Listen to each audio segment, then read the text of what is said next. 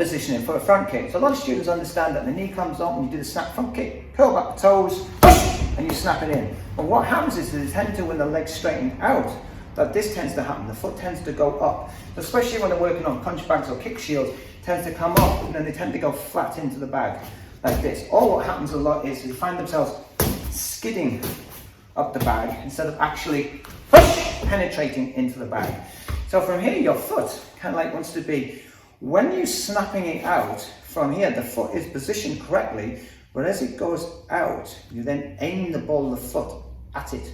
So you're not pointing the toes, you're curling them back, but this is, see how that's a hinge, it's aiming into it.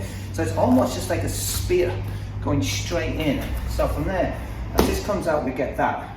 Then you get the snapping motion, this going straight into the target from here, and then you can also put the hips in. Push, push, push, off the lead, push, so this is going into the target, as opposed to skidding up the target. So from there, it's all important to curl back the toes, extend the leg, and get that action. So when you straighten your leg, this would be a cool exercise that I would do. So from here is, have your thigh parallel to the ground, come up, and then point and squeeze. Squeeze that thigh muscle. Squeeze, okay? Squeeze, 1/1000, pull back.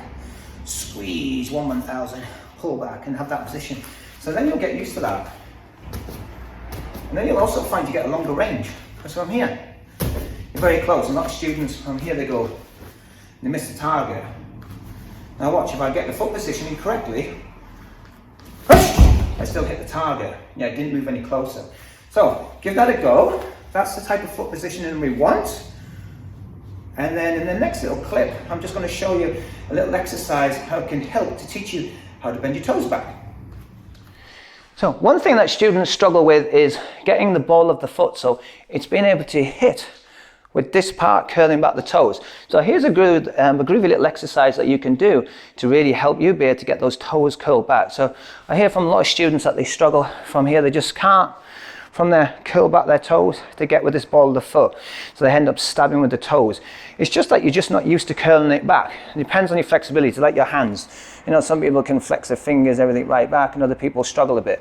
So here's an excellent exercise you can do. So what you do from there is you can start off flat if you want. So go flat. And then what you're going to do is you're going to curl your toes underneath from here, and then underneath from there, and then you're going to sit on your heels. So your toes are curled back.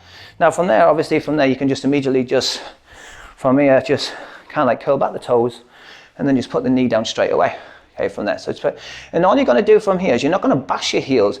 You're just going to gently just come up and just kind of like sit down on your heels and just do that just a little bit. So you just get a little tiny bit of pressure, not a lot.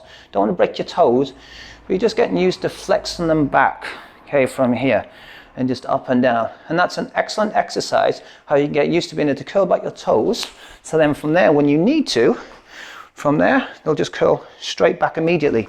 They can pull them straight back.